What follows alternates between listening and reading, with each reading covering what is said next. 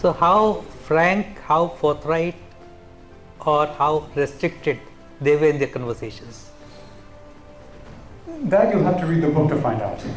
No, but what is your analysis? I'll give you a few tidbits, maybe, for anybody who doesn't want to read the book or thinks it's too long. Like in some of the questions, probably they were not very forthcoming. They asked each other, please you speak first. I think part of the condition in agreeing to write the book or doing this project together is that everybody who watches, Pathan, Special Ops, these kinds of movies and TV shows where there's a lot of perhaps subterfuge, double talk, triple talk, multiple lives. And I said that both of you have served in your country's services at the highest levels. You can speak about the bureaucracy, and I imagine a number of people here can speak about the bureaucracy as well. But you can speak about it really at the highest level, serving your countries in intelligence. At this point, after the Spy Chronicles was published, General Durrani was accused by Pakistan's Prime Minister Nawaz Sharif of treason. He was placed on the exit control list. He was stripped of his pension, and he was detained at home. So he knows the costs of speaking out for peace with India.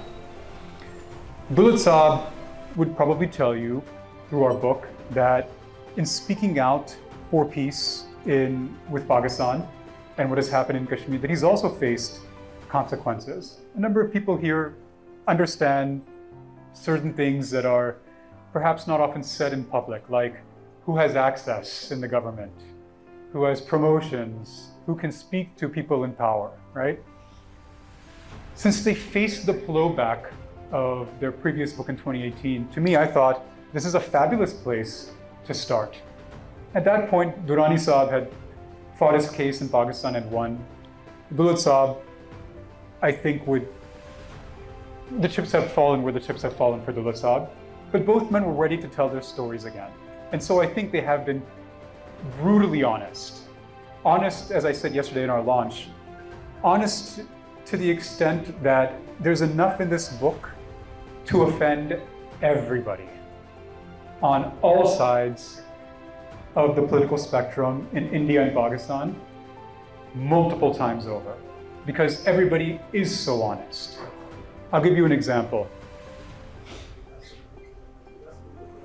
General Durrani was involved in the militancy in Jammu and Kashmir. And so I asked him, did you think about the Kashmiri Hindus and Kashmiri Sikhs that were living there, the Kashmiri Pandits? And he gives an answer, and you'll have to read the book to find out, but it's an honest answer. Right. I asked Dulat Saab about how he sees the political situation when it comes to external affairs, having served with Atal Bihari Vajpayee Saab as his advisor to Kashmir, and how he's seen the BJP transition over time. You'll have to read the book to find out. Right. And they're very frank, they're very open, they're very honest. Both have been contemporaries and both crossed over from one country to other. Right. So how difficult or how easy was it for them to head the country's intelligence agency? So your question is a very good one, and it's in two parts. The first is that in talking about how they had crossed over, we have a chapter in the book called Case Studies in Becoming Indian and Pakistani, right? We know that when somebody is born, they're not born with any kind of identity, right? They're not born Hindu or Muslim. They're not born Indian or Pakistani. They're not born Brahmin or Dalit or Bhumihar, right? They're born crying, right? They're born hungry. Over time, through their parents, through their socialization experiences, they develop a sense of who they've come to be. Durrani Saab was born in India, or what is now in India, and had to cross over into what is Pakistan. Dulat Saab was born in what is now in Pakistan and had to cross over into India. They both remembered what it was like to cross over and their early childhood experiences. So to me, this is a profoundly interesting question because I live in New York, my daughters are here, I'm an American, my wife is an Indian, my children are Indian American. We struggle. If I can speak a little frankly to this audience, this is probably the cream of India, right? The cream of India's bureaucratic class. All of you are at the top of your fields. Where are most of your children? Are they in India? Probably not. Most of your children are in English-speaking countries settled abroad, right?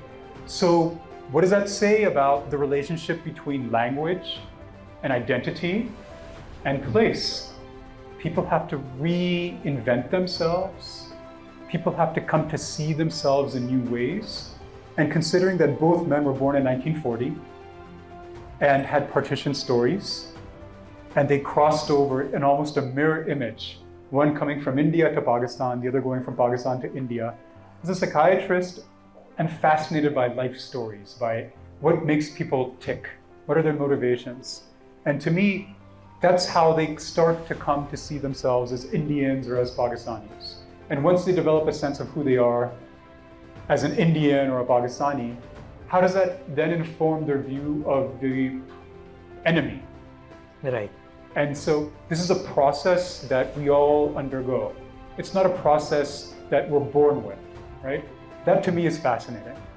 But there is a difference, just a leading question from that when a person pre-partition crossed over from Pakistan to India and we accepted them, they are doing very well in India, and people who crossed over from India to Pakistan, they are not being trusted or called Muhajirs there.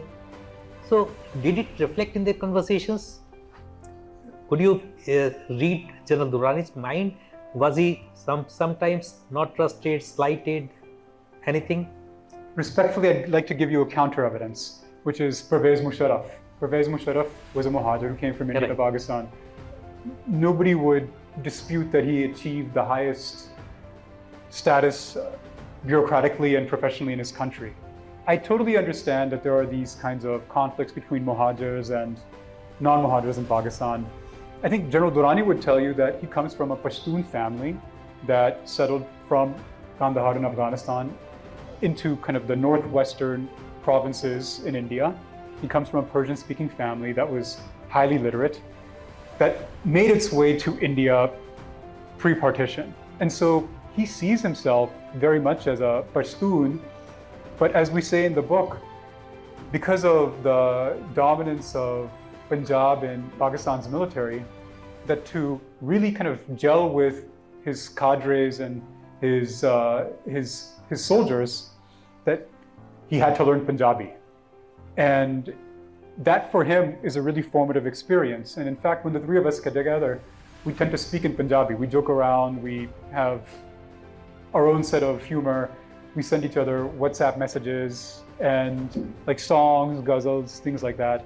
But Durrani Saab never thinks of himself as a Muhajir in that way. And he talks about many challenges rising through the bureaucracy in Pakistan, but he wouldn't say that his identity as a Muhajir is something that prevented him from excelling. Okay. So let me invite two more guests. Mr. Amar Sinha is a former IFS officer, and he has served in different capacities in Indian missions around the world, including Algiers, Buenos Aires, Washington DC, Jakarta, Brussels. He has been India's ambassador in Afghanistan. So, welcome. Anywhere you wish, sir. Let me also invite General Abhay Krishna. General Krishna has been ADC, a retired officer of Indian Army. He has served as GOC in C of Central Command. He has in fact served three commands: Central Command, Eastern Command, and Southern Western Command. So, and he was commissioned to Indian Army in Rajputa Rifles in 1980. Welcome, General.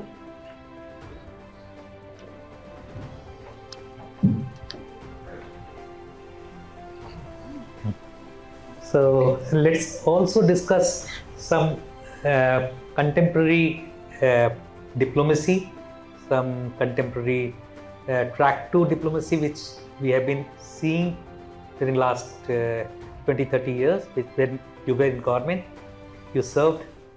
So let me first start with you, sir. So how was it when you were in Afghanistan?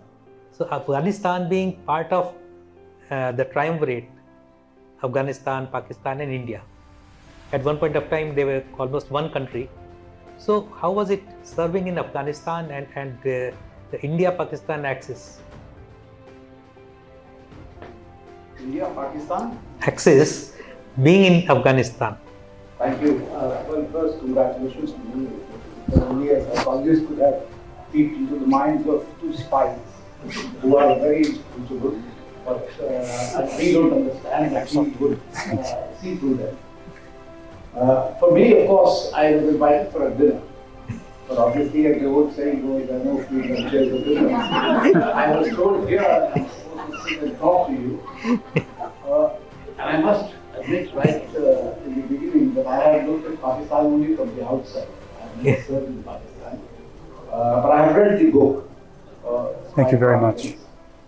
And of course, this I see is a great sequel that you have created. So I'm looking forward to reading this. You see, Pakistan, serving in Afghanistan is a very different experience because when an Afghan looks at the subcontinent, for him historically there was no Pakistan. So he only thinks the dreams of or India has a very magical allure for Afghan. He thinks that everything across the Durrani or across actually Indus, because till the Indus they came to be their territory, is the old Hindustan. It was only in 47 that that connection was broken, but emotionally and historically in the memories it has lived, and that of course gives us a great advantage as far as Afghanistan is concerned. And what he alluded to, the historical problems between the Pashtuns and the Punjabis has persisted even today. The issue of the Durrani line, this ethnic divide, and you can see it playing out today even when Taliban, which is as a ruler in Afghanistan only because of Pakistani support and sort of systems, that the relation is not panning out as Pakistanis would have thought. So that, and of course for us also, I think Afghanistan remains an important country, both as a historical neighbor as far as the South Asian Republic, but as or even geopolitically, I feel that in our region, India has always looked at keeping Afghanistan on its side of the balance sheet rather than on the other side. For different reasons, with the historical reasons related to terrorism, related to policy, geopolitics, and competition. So all that has worked in our favor, and I think we have worked on those lines. I don't know if I've answered your question fully. To some extent, yeah. But I find it very odd because this setting looks more like first a school get together and really friends and families. So I was quite tempted to even bring my whiskey glass here, but I thought I should not because there was a television camera. So since the book talks about the track to diplomacy, the two generals, the two spy masters they wanted to have. So is there any track to diplomacy possible, General, in this situation? You mean having peace with Pakistan? Yes. Now Pakistan, as far as I know, whatever little information I have, and through my experience, Pakistan is just a fodder. Now fodder between whom? Between the Western powers and the Russia-China combined. Because Pakistan is geographically located at such a place that it gives a very good base for the US to counter Iran and to counter China and Russia. Because India has distanced itself, adopting a policy of no binding alliance.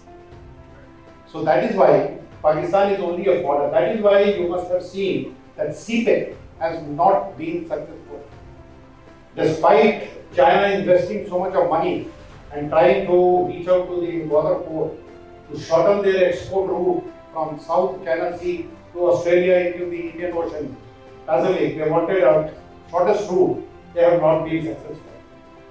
But because if they are successful, then this base for the US is gone.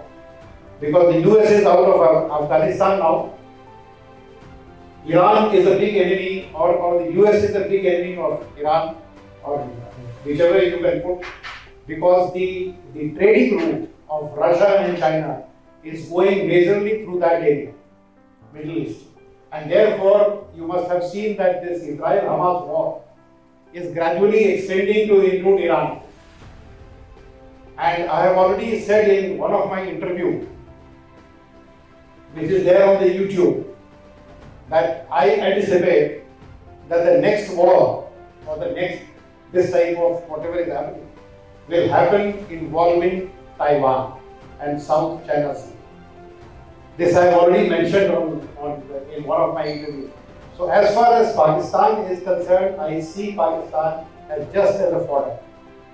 Now, as far as having peace with Pakistan, Pakistan is in no position to have any confrontation with India. They are just not in a position. But it doesn't pay us anything by having a peace with Pakistan, because we have to remain alert and we have to guard our borders even if we have peace with Pakistan. Because we cannot let this border open or leave it open for the migration to take place in large number, as it is generally happening from the Bangladesh side. So therefore, whether we have a peace or we don't have a peace, we have to continue to guard the border. But again, I am being little hospitalian. What actually will help us in the long run, if Pakistan ceases to exist and it gets break into 4 different countries. And you know those countries. Excuse me. So my views are very, very complementarian and very straightforward and very different from all the analysts that they talk about India's and Pakistan relation. As far as Afghanistan is concerned, Afghanistan government, Taliban government is yet to be recognized by even one country in the world. No country has recognized the government in Afghanistan. So you can understand what is the state of Afghanistan today. So therefore, and then we are talking about taking POK and all that. Again, I'll be very, very frank and forthright in saying that we need to be careful in this also. Why do we need POK? For what? But anyway, that has been part of GenAbhay. So, what is your next question? Next question is, since China is propping up Pakistan, so what strategy should we have to stop this China-Pakistan axis? We don't need to do anything because the US is already doing it. And that is why the China's, even the basic CPEC has not succeeded. Because they want somehow the US and the China and Russia, they wanted to take away, and that is why Imran Khan, who bent upon totally towards the China and the Russia side, you know what has happened to him? Yeah. And the Pakistan army is totally in the control of the US. There is just no doubt about it, and I can say this very openly and frankly. So there is one more guest we have. Let me invite Mr. Yashovardhan Jha Azad on the panel. He is a former IPS officer. He has been the Intelligence Bureau 1976 batch IPS officer. Good to see you, sir. Now this Xavier's Covert is complete. Thank you so much for your participation yesterday.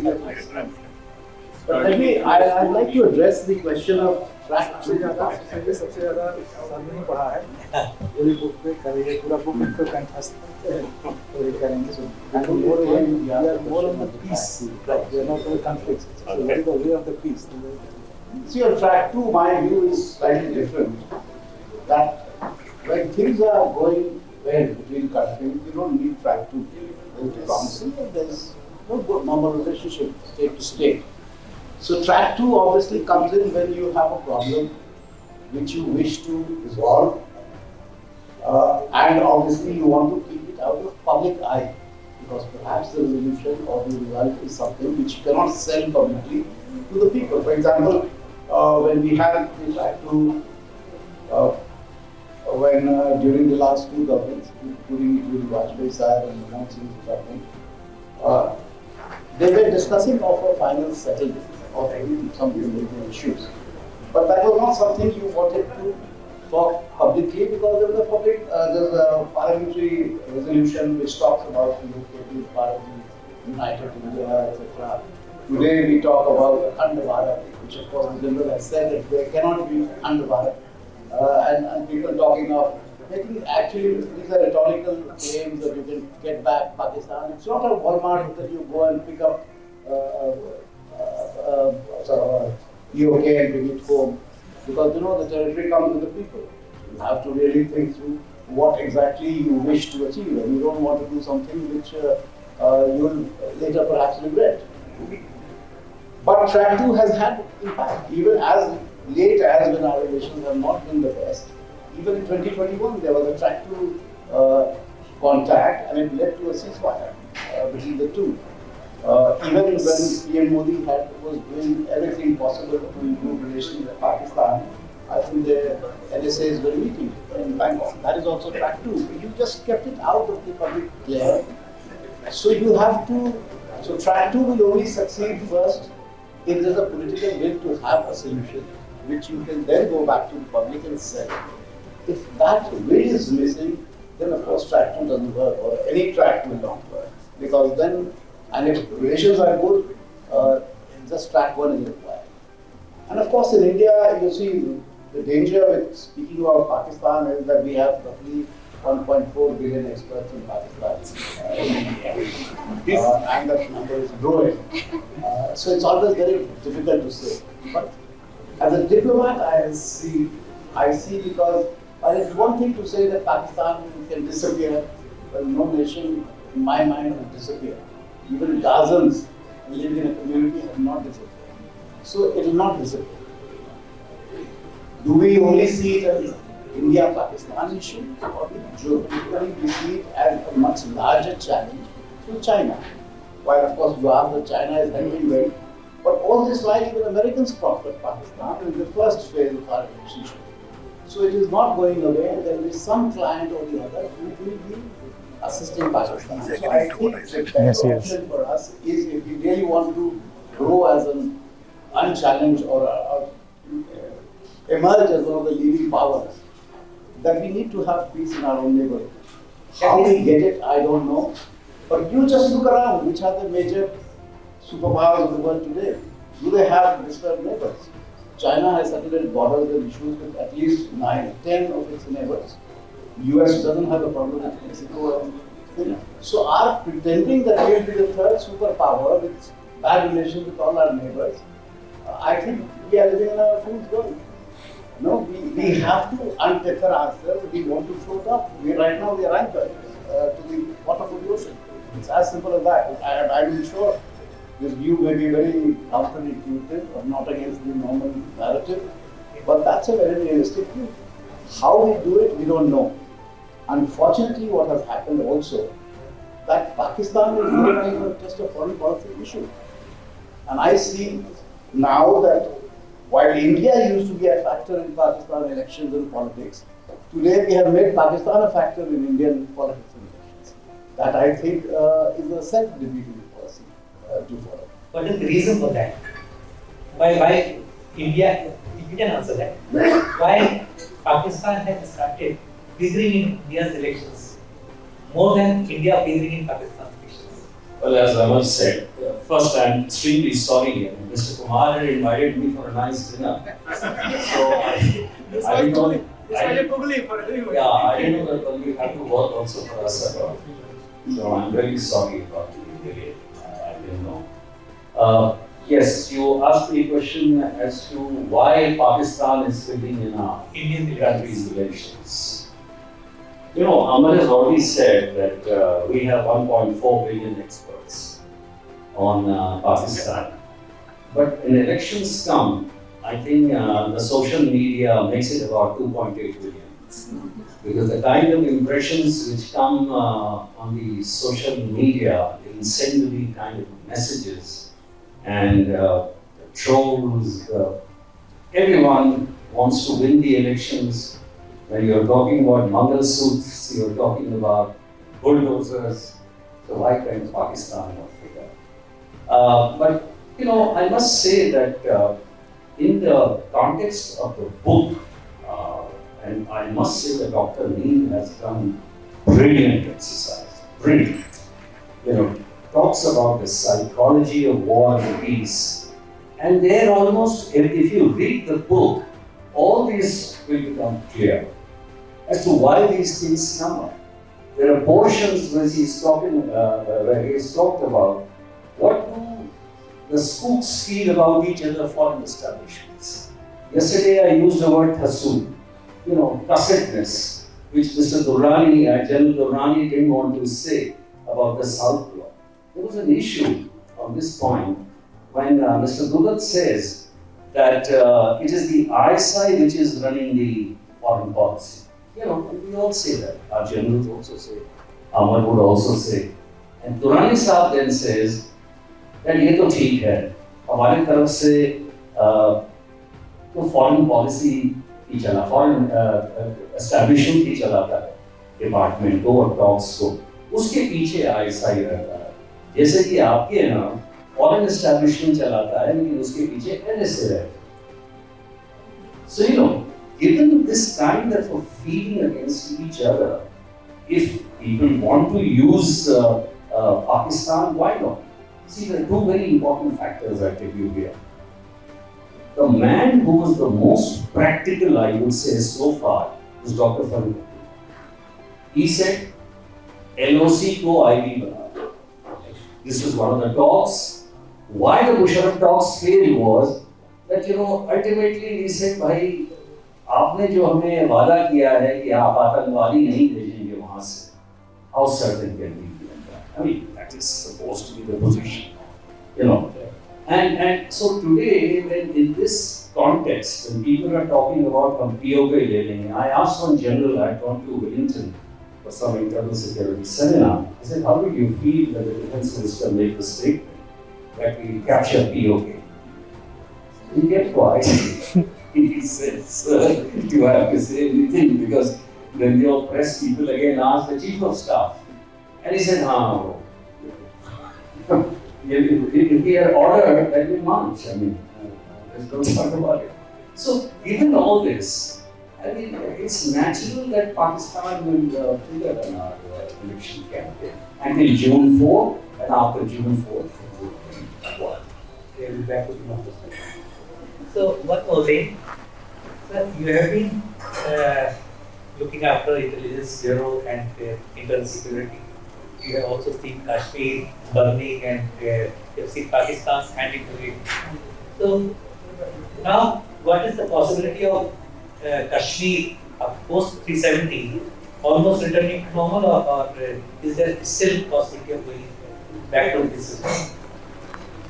see, I am that way not an incurable romantic like Mr. Dulat. I admire him for a lot of things.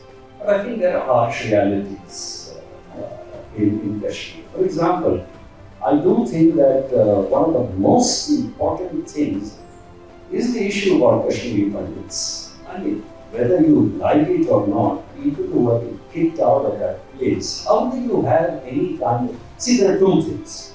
First of all, I think between Kashmir and us only there are a lot of things to settle. To always talk about Pakistan is not really true. You know, Pakistan raises Kashmir everywhere. You know, उनकी रोटी जो है कश्मीर से चलती है, तो वो कश्मीर की बात है. लेकिन हमारी जो व्यवस्था है कश्मीर के साथ, हमारी जो भावनाएं हैं, आज there are about 600 Kashmiris who had come from yesterday's year. They talked about a lot of things, and that's why I again go back to Dr. Neil. when you're talking about the psychology, if you created a wall, I mean, if there is a wall, then it is, India says that जब तक आप आतंकवादी भेजेंगे हम नहीं करेंगे, there is nothing else. The other view is talk. Why not talk? वो दाल भात के बारे में बात करें, हम भुजिया के बारे में बात करें. वो they talk about LOC का trade, हम बात कर रहे हैं, क्या हर्ष क्या है? चना इधर से जा रहा है, उधर से भुजिया आ रहा है, कॉटन उनका फैसलाबाद से आ रहा है. That's all right. In fact, I told Dulat साहब, कि आप मुझे ट्रैक टू डिप्लोमेसी में क्यों नहीं ले आते? See, मैं 7 बार गया हूँ पाकिस्तान, आप 4 बार गए हैं. So he tells me कि आप क्रिकेट खिलाने जाते हो या काला चश्मा पहन के VIP सिक्योरिटी के लिए आते हो, मैं काम के लिए आता हूँ. मैंने कहा मुझे देख के तो भेज के तो देखो.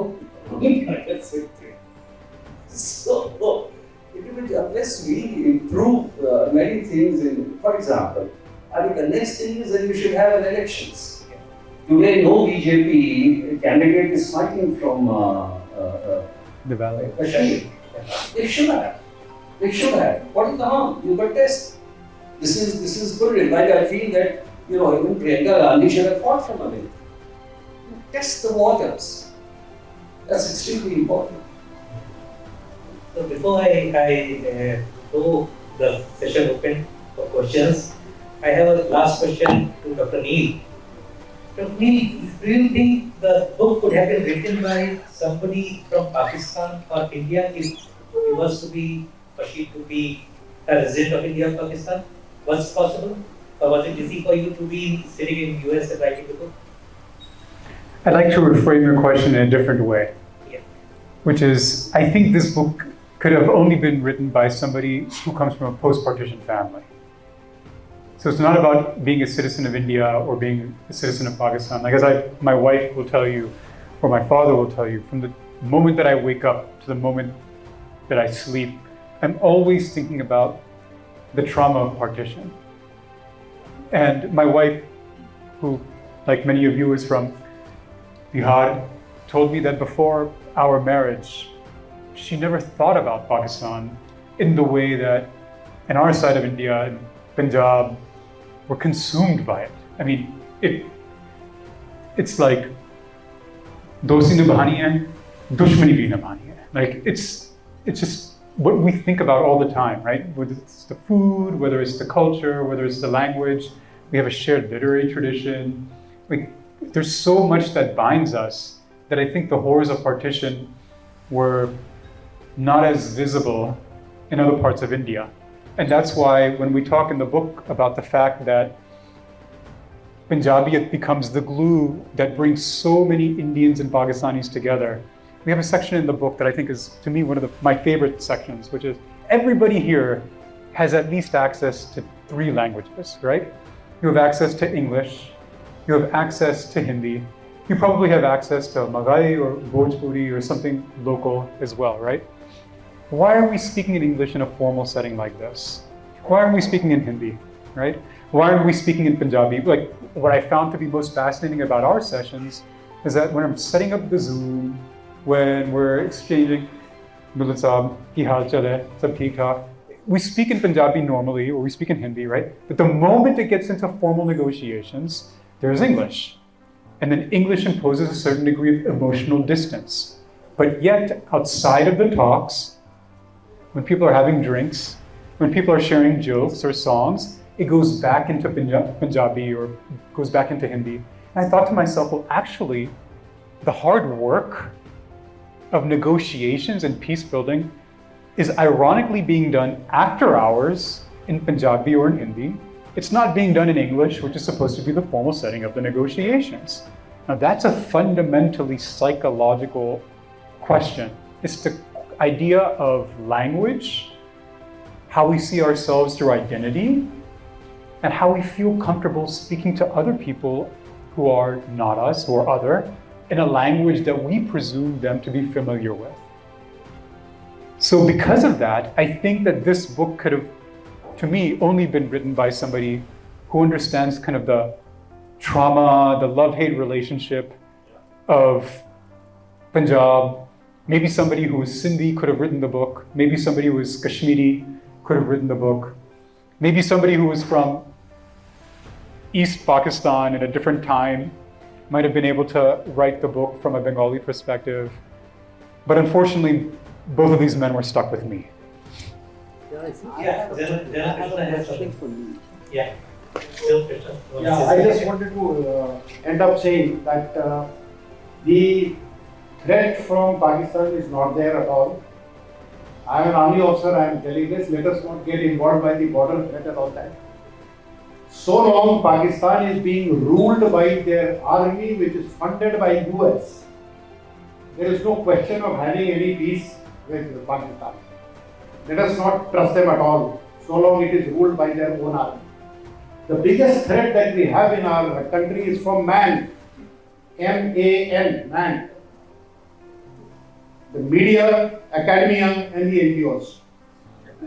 Because they are the ones who are setting very dangerous narratives in this country. It's not Pakistan, it's not China. Somebody maybe from China may be funding like what happened in Tamil Nadu, that copper, if you remember, because China and India were the largest producer and exporter of copper. Then what happened in Tamil Nadu? The NGOs got the agitation done and the copper production was stopped. And then the price of the copper multiplied by 4 times in the next 2 years, and we were nowhere because our production has stopped. So these are the dangers that we are facing, not Pakistan. So let us not get too much fixated with having peace with Pakistan. There is no requirement. We are managing the border extremely well, and so long the Pak army rules that country, there is no point having any understanding or peace. My views may be totally different, but I stick to it. No, the good news is that Thank you for sharing your views. I understand that the biggest challenge to India is internal, and that is man. So I guess government can be perpetually busy with dealing with this element, and we don't have to worry about army. But this is a military view. Abhay, I must disagree with what you have said, because Pakistan military also exactly tells you exactly the same. Because as long as they can control, and like the Indian military would like to control and say, Indian military doesn't want to control. Because peace is not only about lack of war at the border. You see, peace is slightly more. And when you talk about regional integration, your growth, your supply chains, because we are trying to analyze it in the old mindset of lack of war being peace. No kinetic action. But Neil, I had a question about Mr. Dulat, because this is a sequel. Because I read that, and I read with great interest, and I said that both have paid a price for it. But I found that there were, I want to sort of just test my hypothesis. That I found that there was a great asymmetry in the two characters who were talking in that book. First, one was a general, other was a civilian who listens to political orders and he takes orders from the civilian government. One looked at the other, at least Pakistan looked at India as an existential threat. And he ruled over ISI at a time when I think they were still following the policy of 1,000 cuts of India. And his entire career was devoted to weaken India. Not look at India as a friend. His views may have changed post-time. While this was not the case for Mr. Dulat. So he was looking at perhaps more romantically, was reflecting the general impulse of the government and people of India to have better relationship. So I always thought that I could see that conflict coming across in the book, that while they used to talk up to an extent about freely, but at the end Mr. Durrani's default was his official template in that book. So I don't know whether that was your assessment at the reading the book or when you interacted with them. So that is just a personal curiosity I have.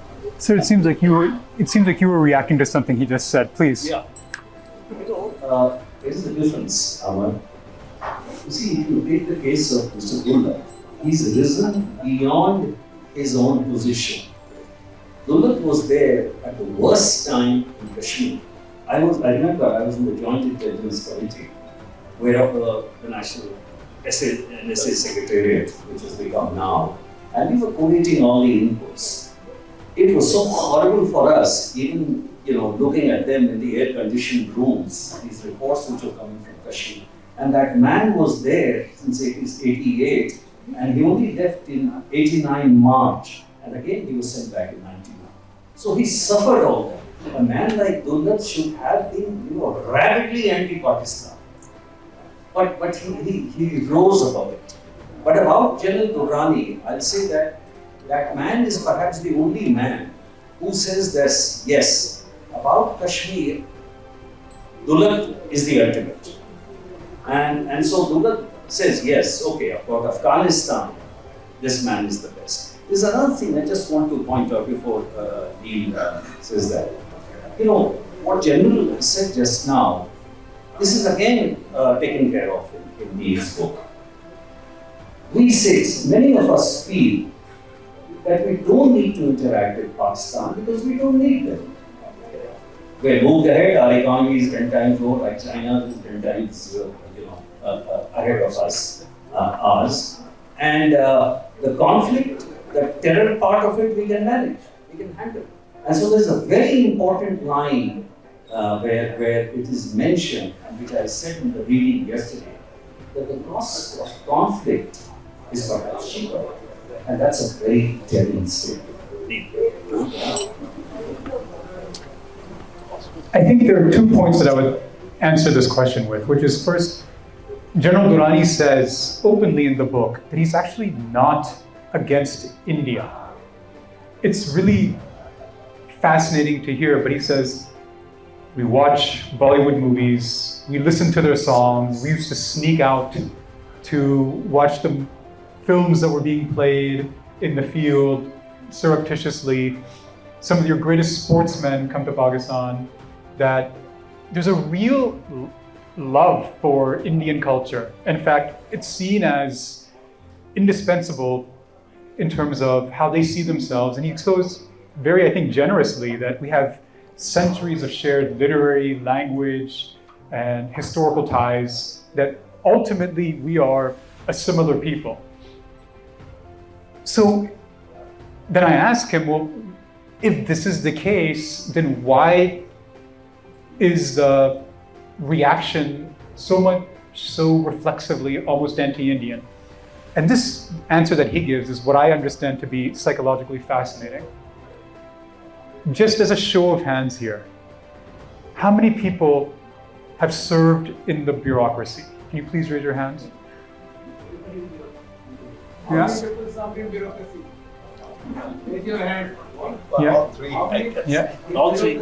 How many people have been able to take decisions independently that the bureaucracy has not allowed them to take? Raise your hands. Has anybody been able to take decisions independently, freely, So a number of the hands fell down, but some of them still stayed up, right?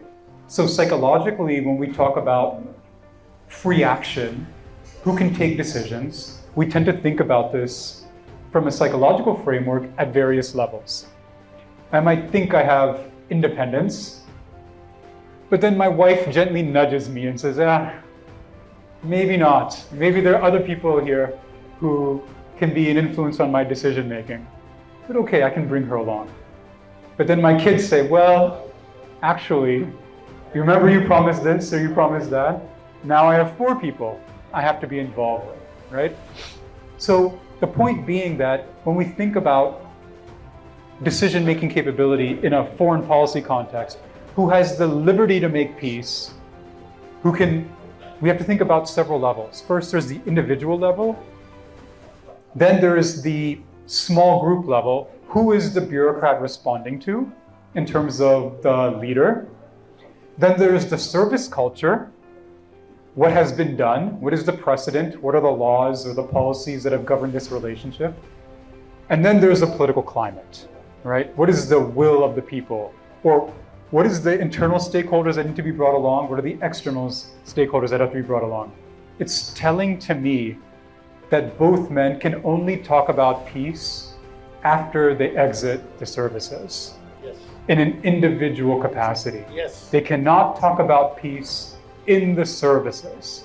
Why? because there's a constraint on their behavior. But then we see the cost about talking about peace that they both faced when talking about it in an individual capacity. Other than that, I'm least qualified on this panel to talk about anything of the nuts and bolts. But psychologically, I think this is a perspective that's very valuable to think through. So good, you need to get into the heads of people who are actually Sorted out everybody. So can we now take some questions if there are any? There's one. Let me take them. I have three small questions. I'm no expert in foreign policy, no expert in Kashmir, no expert in Pakistan. The first question, what do you think is the role of deep state in the both sides to keep Kashmir issue burning for self-interest, maybe resources, maybe power, maybe importance? Second question, don't you think BJP's policy of totally ignoring Pakistan is the best policy? Third question, why we bring a kind of nostalgia when we talk about Pakistan? We don't deserve it. But Deep state. Who is going to answer? I think since you talked about the deep state, I think I have to rise to the occasion.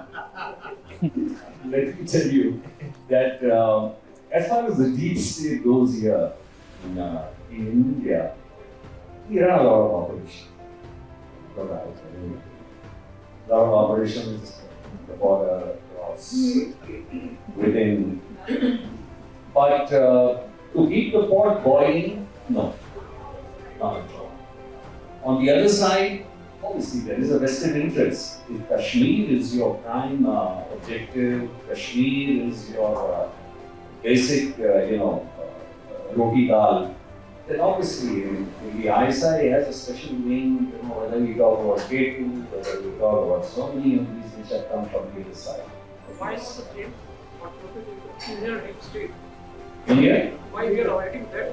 Why not the same kind of deep state? Keeping the pot boiling. No, India is not interested in keeping Why it. are you giving clean chip to one side of deep state? Why give an inch to the deep state on the other side? Clean chip to the deep state. Both are equally involved in keeping the pot boiling. Not really. What would be the interest of India? India has moved far ahead. Not India. I'm so sorry. I said it wrong. Deep state means those who want when global power. Global deep state. No, I don't want deep state only. Our intelligence services, they get a lot of power, resources, they keep the pot boiling. Why not? Every agency wants to be important. Can I answer? Every agency wants to be important. Why should not keep the pot boiling? It doesn't serve our interest. Pot is not boiling, your resources will be 1/3. Not at all. Not at all. We have lot of other fronts coming up. That's exactly what I wanted to tell you. I mean, Kashmir exactly right now is at its lowest violence. Not today. I'm talking about 10 years back, 20 years back. Not today. I'm sorry, not today. No, but that was different because 89, 90, while the violence took place, was for a different reason. It will take a long time if I explain that. And that was contained. That was contained by mid-90s. Then, of course, the violence went up tremendously in 2001, 2002, and then 2003. Till Musharraf came, and when he was a dictator, he controlled, and there was ceasefire after that. So, I think. Can I answer his three questions? Can I respond to your three questions? Yeah.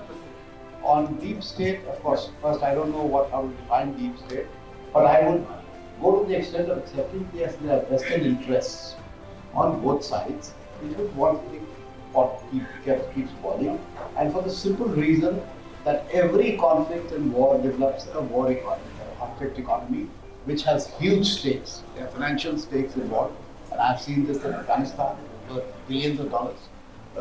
You've seen it in Pakistan, and there are payoffs. If you read actually Mr. Dulat's book, you will understand that he also says that what the amount of payments he was making even to political leaders. He may have Second question was about the BJP's policy of ignoring. I fully support that policy. And that's what I said. Unfortunately, we are not ignoring. We are making them a part of our domestic narrative and agenda. We should not. That policy of ignoring is absolutely all right for two reasons, but both governments have painted themselves in a corner where the demands are, and I think India's demands are very legitimate, that there should be no talk and terror. But Pakistan's demand that 370 should be rolled back, etc., it can never be met. So obviously this relation can remain in deep freeze. So as of now, I think ignore is a good policy, but that should not mean that we should close the doors of all future talks. And because we not only need them for Kashmir, because things may change. They will have to change their policy. We need it for connectivity, we need it for trade and transit, we need it for religious tourism, chains. medical humanitarianism. And the fact is, we need it for our own security, so that other third parties don't use them as a proxy against us Bingo. in the future. Bingo. And that is what we have to worry You're about. trying to replicate the help of Iran and Pakistan to go to the pipeline, whatever. Now we have gone directly to Iran. No, not only pipeline, you see, but even to Central Asia or even to reaching Afghanistan. No? Afghanistan, I'm also seeing it from Afghan perspective, but 50% of the exports used to come to India. Before partition, 100% reliance on Indian market. And India for the, of course, other agendas. And the third question I've forgotten. But can I have a question for Dr. Yes. Why romanticize the relationship with the Pakistan? Oh yeah, Why that, so, no, absolutely, no, that we agree. In foreign policy, there is no sort of place for romance, despite what social media may tell you about Melanie, Prime Minister of Italy. But ignore those things. No, be hard-headed. Trust but verify should be the basic tenet that is called. Good evening to you all. Well, I'm passionate of marriage, and I've been very keenly watching the eminent panelists also here. But I think of late we are all very tangential. Let's hit on to me. Frankly speaking, I think I'm trying to go through your book, but then whatever I could quickly glance through this. Well, that's been loaded with a lot of psychoanalysis into this, reading the mind of these two more co-authors. Now, you interview them, you talk to them. You as a psychiatrist, practicing psychiatrist here, did you ever try to think it over in terms of transaction analysis, in terms of the conversation which took place, which stands reflected in this book? Right. No, he's asking you. Because you interacted. Could you explain a little bit more by what you mean by transactional? Well, I'm sure you're a psychiatrist, you would know that when we talk to each other, there's always a psyche behind it. And you would have read a book called by Eric Byrne, Games to Play. Very vividly talks about the psyche between what we talk about. So when we talk to these two eminent authors here, Durrani and Durrani, in terms of as a psychiatrist, do you find some kind of reflections in this book? Did you find any psychiatric problem? You mean if I found any psychiatric problems with them? Or? No. You didn't get it right. Well, when we talk to them, they have a very frank conversation with them. Right. Now, they from their own perspective, as ex-interrogator or ex-jury, would be giving their, as their parents will be giving their own experiences, their thought process. Now, you as an independent person, as an author, if you're taking their views, you will try to see that psyche behind what they say. Yes. But part of the ground rules of the book that we go through in the introduction is that everybody has to be speaking frankly and fully and as honestly as possible. The as possible part here is critical. because as possible means that we know that there are certain things that cannot be said, and then there are certain things that should not be said.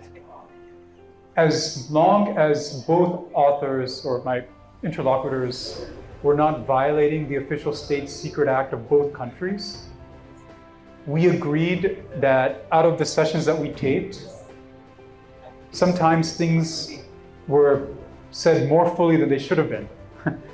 And then we had to go back and edit things that would have caused problems for both men because of national security implications. And so once that emerged within the first 2 sessions, I felt that we realized we've accomplished a certain trust where they weren't cheating me, they weren't trying to deceive me, because when I would send them chapters and then they would say, oh, I shouldn't have said this, or I should have deleted that, or this cannot go in, or we've checked with our attorneys and this is going to violate the official State Secrets Act, that as a social scientist, I think to myself, they're being not just honest, but being maybe a little bit too honest. So I think that that's a good indication for just kind of how well-intentioned and transparent they were. Thank you. Thank you so much. Thank you for listening. Thank you very much. Thank you, sir. It's an honor. Thank you. Thank you.